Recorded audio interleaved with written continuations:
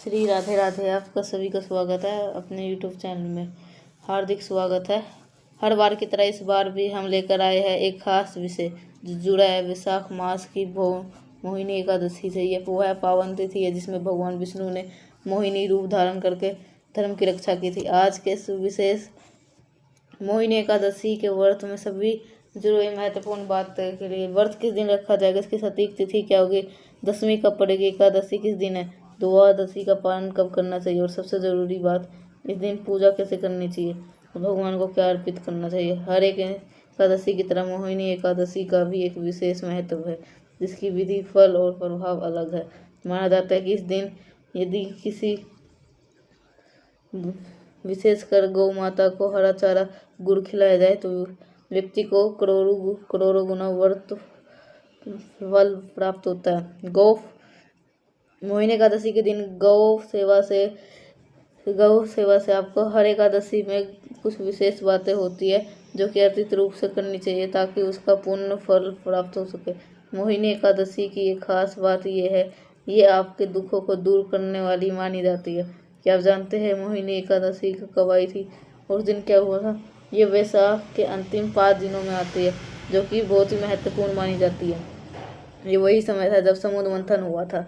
सभी सनातन भक्त और हिंदू भाई बहन जानते हैं कि समुद्र मंथन में राक्षसों और देवताओं के बीच में कई अमूल्य रत्न निकले थे। अंत में जब अमृत निकला तो भगवान शंकर ने विष पिया और अपने कंठ में धारण किए। जब अमृत आया तो देवताओं और राक्षस के बीच संघर्ष शुरू हो गया। तो भगवान श्री हरि ने ये सोचा अमृत को राक्षसों से कैसे बचाया जाए, क्योंकि अगर ये उनके हाथ लग गया तो संसार में संतुलन बिगड़ जाएगा। तो राक्षस अधर्म और पाप फैलाने वाले होते हैं। तो भगवान विष्णु ने मोहिनी रूप धारण किया और मोहिनी रूप में आकर के अमृत की रक्षा की और उसे अपने नियंत्रण में रखा। धीरे धीरे करके परिस्थिति को शांत किया और देवताओं को अमृत पान करवाया। अमृत नहीं दिया गया राक्षस को। हमने एक वैशाख के अंतिम 5 दिनों के विशेषता बताए है। ठीक है, वैशाख के आखिरी 5 दिन इतने महत्वपूर्ण है कि हम इन दिनों में अगर स्नान किया जाए तो पूरी महीने के बराबर पुण्य फल मिलता है। मोहिनी एकादशी से इन 3 दिनों की शुरुआत होती है, इसलिए इसका महत्व और भी अधिक हो जाता है। ये 5 दिन अमृत मंथन की कथा से जुड़े हुए हैं, इसलिए इनकी महिमा भी बहुत खास मानी जाती है।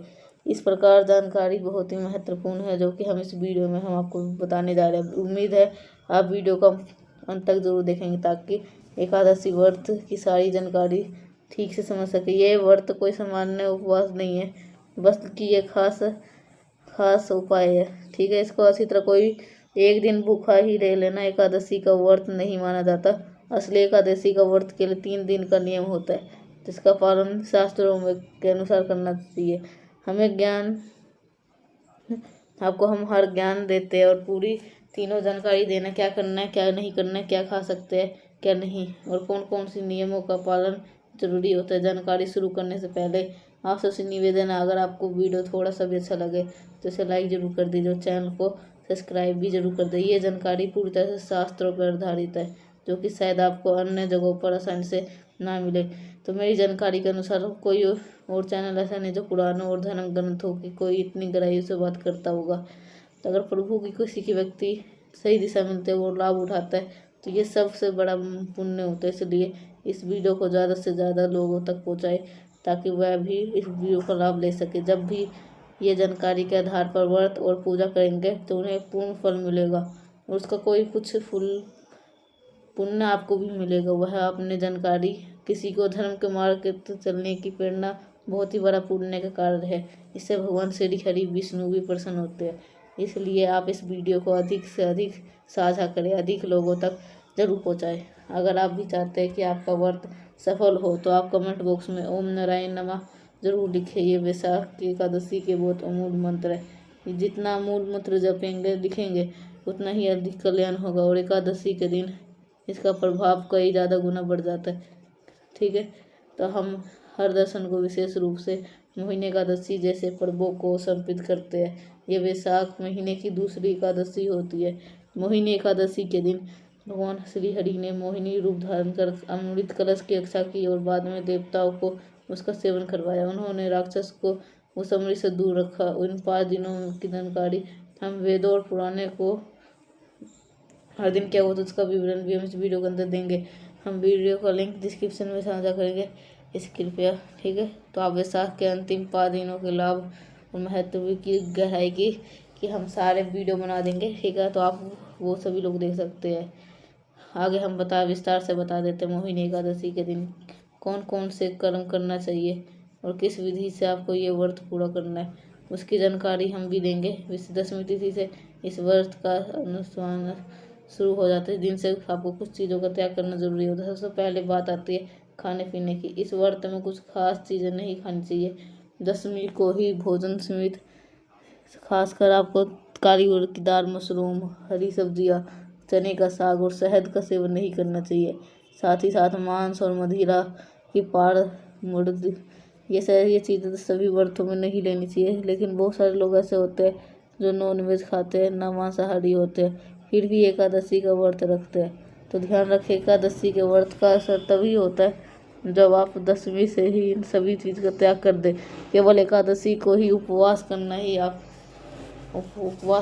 आपको नहीं करना होता। आपको रात का भी भोजन नहीं करना चाहिए। दिन में हल्का भोजन करो, रात में फल या दूध लेकर के आराम करें, यही सही तरीका है। अब बात करते हैं दांत साफ करने की। नमक से बनी हुई चीज़ें भी नहीं लेनी चाहिए, इसलिए टूथपेस्ट का इस्तेमाल भी वर्जित है, क्योंकि इसके अंदर भी नमक होता है। जब नमक व्रत को तोड़ सकता है तो हम उसे क्यों इस्तेमाल करें।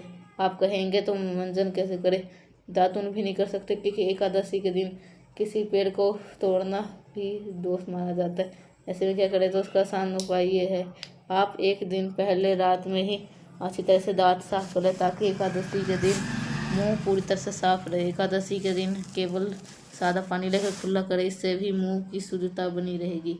अगर फिर भी कुछ विशेष करना चाहे तो बाजार में व्रत के लिए विशेष प्रकार के मंजन आते हैं, ये हर्बल होते हैं, तो आप इनका प्रयोग कर सकते हैं। मोहिनी एकादशी के दिन सूर्य आप उत्तर दिशा की ओर मुख करके बैठे, ठीक है। चौकी पर आप पीले कपड़े का आसन बिछाए और वहीं पे पूजा सामग्री सजाए। इत्र भी रख सकते। पंचामृत को तैयार करने के लिए कच्चा दूध, दही, घी, शक्कर और गंगा जल का उपयोग करें। ध्यान रखें, एकादशी के दिन शहद का उपयोग नहीं करना चाहिए, इसलिए इसकी जगह गंगा जल लें। इन 5 चीज़ों से पंचामृत बना लें। पूजा करते समय उत्तर दिशा की मुख करके और बैठे। और एक विशेष बात और ध्यान योग्य है कि इस दिन जल अर्पित जरूर करना चाहिए। ये एक कार्य पूरे वैशाख महीने के लिए बहुत फलदायक होता है और एकादशी पर इसका विशेष महत्व होता है। कई लोग तो पूजा रोज़ नहीं कर पाते, लेकिन जो एकादशी के व्रत रखते हैं उन्हें ये कार्य जरूर से कर लेना चाहिए। यमराज को जल अर्पित करना अनिवार्य है। हम आपको पिछली एकादशी की वीडियो में भी ये बात बता चुके हैं और आज फिर से बता रहे हैं। इस दिन यमराज को जल देना क्यों जरूरी है, इस एकादशी पे कैसे जल अर्पित करना है, उसकी विधि आपको बता देंगे। आपको अपनी दक्षिणी दिशा की ओर तांबे का लोटा लेना है, उसके अंदर थोड़ा सा गंगा जल और फिर शुद्ध जल भरना है। अब यमराज से प्रार्थना करनी है, हम देव जी महाराज, ये देव आपको समर्पित कर रहे हैं, कृपया इसे स्वीकार करें और प्रसन्न हो। इसके बाद ओम ये नमः दवा 3 बारी मंत्र को बोलते हुए उसे जल को यमराज को अर्पित कर दीजिए। तो सूर्य देव और तुलसी माता को भी जल अर्पित कर दीजिए। आप जल अर्पित करेंगे तो ओम नमः नमः का उच्चारण कर सकते हैं, ये बहुत शुभ होता है। अब बात करते हैं कि पूजा विधि की। इस दिन क्या करना है, क्या नहीं करना, इसकी जानकारी आगे देंगे। पहले पूजा की सामग्री इकट्ठा कीजिए। स्नान के लिए पहले बता गया आपको, उसी तरह से स्नान कर लिया होगा। स्नान सबसे पहले सामग्री का शुद्धिकरण करें। तांबे का लोटा ले, उसके अंदर गंगा जल और शुद्ध जल भरे। एक फूल ले और उसके अंदर जल से जिस जगह से आप पूजा करने जा रहे हैं वहाँ पर और सारी सामग्री जल समझे। ओम पवित्र नमः बोल करके शुद्धिकरण कीजिए। अब भगवान की स्थापना करें। पहले से ही भगवान श्री हरि विष्णु की तस्वीर मूर्ति आपके घर में है तो आप उसका ही स्थापना कर सकते हैं। चौकी पे पीला वस्त्र बिछाइए और भगवान की तस्वीर रखें। तस्वीर रखने से पहले पुष्प अर्पित करने से पहले पुष्प अर्पित करिए, फिर हम आपको आसन के रूप में अर्पित कर रहे, कृपया स्वीकार करें। अगर चौकी नहीं है तो कोई बात नहीं, आप पृथ्वी पर भी साफ जगह बना करके वहीं पर आप दोहरा सकते हैं। अगर आप किसी का कच्चा मकान है तो भी चिंता करने की बात नहीं है, भगवान भावना देखते हैं, घर की स्थिति नहीं।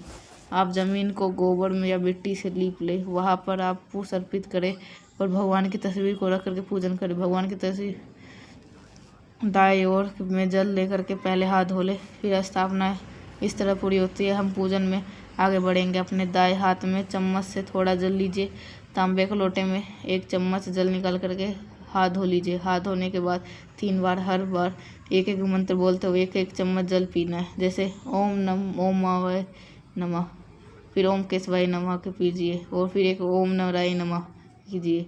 ओम अर्षि केशवाय नमः का बोलकर थोड़ा सा जल लेकर के हाथ धो लीजिए और फिर तिलक लगाइए। अगर आपके सामने परिवार में सदैव पूजन कर रहे हैं उन्हें भी तिलक कर दीजिए। अगर आपके परिवार भी आपके साथ पूजन कर रहे हैं तो उसे दीपक को जलाइए और धूप भी प्रज्वलित कर दीजिए।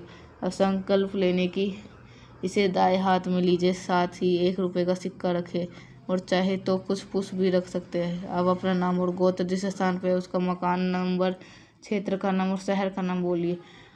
वैशाख माह की शुभ महीने का एक व्रत कर रहा हूँ और भगवान विष्णु की पूजा का संकल्प करता हूँ। ये संकल्प महादेव को चरणों में अर्पित कीजिए। संकल्प करना बहुत जरूरी होता है। कोई भी व्रत बिना संकल्प करने से अधूरा रहता है। तो भगवान का पूजा आरंभ करेंगे। भगवान के सामने एक बेलपत्र, पत्ते और एक कटोरी रखिए। उस पूजा में सारी सामग्री धीरे धीरे करके रखते जाइए और पूजा व्यवस्थित रहे, फैल ना जाए। सबसे पहले भगवान को जल को अर्पित करेंगे। फिर से कहा जाता है भगवान को चरण को धोने की परिक्रमा करेंगे। जैसे आप इसके हर मंत्र के साथ 1 चम्मच जल सामने रखे, पत्ते में डालते जाइए। ओम भूर्भुवः सुमनी एकादशी व्रत पूजा आरम्भ करो। ओम, ठीक है। तो ओम भूर्भुवः स्वः वासुदेवाय। और भगवान को स्नान करवाइए। अगर आपके पास मूर्ति है तो भगवान को पंचामृत से स्नान करवाइए। ऐसे के लिए दूध, दही, घी, शक्कर और गंगा जल मिलाकर पंचामृत तैयार कर दीजिए। अगर प्रतिमा नहीं है, अगर आप तस्वीर पकड़ रहे हैं तो पंचामृत में एक फूल डुबो करके उसे भगवान को अर्पित कीजिए। इसके बाद में भगवान को शुद्ध जल से स्नान करवाइए। ओम भूर्भुवः स्वः नमः। पंचामृत से भगवान को अर्पित कीजिए। पंचामृत से भगवान को वस्त्र अर्पित कीजिए और तिलक लगाए। फिर ओम भूर्भुवः स्वः नमः मंत्र का जाप करते हुए तिलक करने के बाद भगवान पुष्प को अर्पित करें, माला पहनाए और धूप दीप अर्पित करें। जो भी भोग आपके पास में है वो अर्पित कर दे। इस दिन अगर आपके किसी भी पीले लड्डू का भोग लगा तो ये उत्तम रहेगा, क्योंकि